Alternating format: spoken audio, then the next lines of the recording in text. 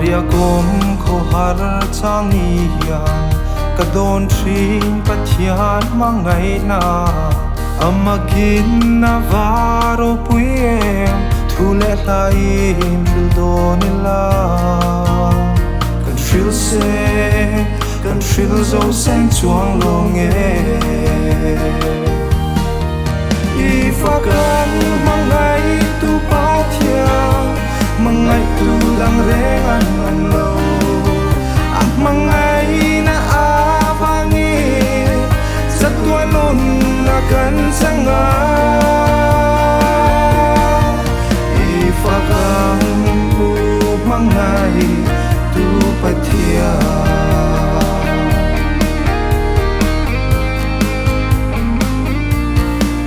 thin lai ru ka a cham reng tri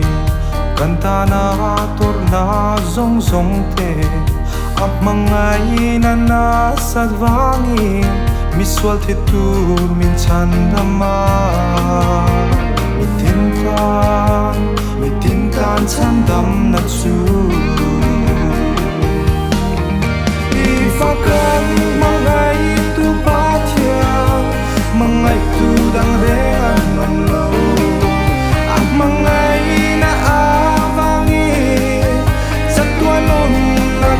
changa ifakang pu mangai tu pathia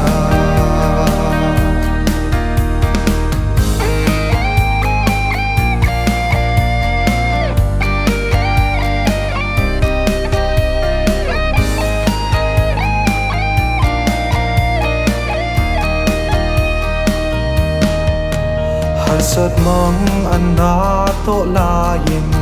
sualin min liam ka chau le tri ma se ma ngai tu pathian suan min lo poma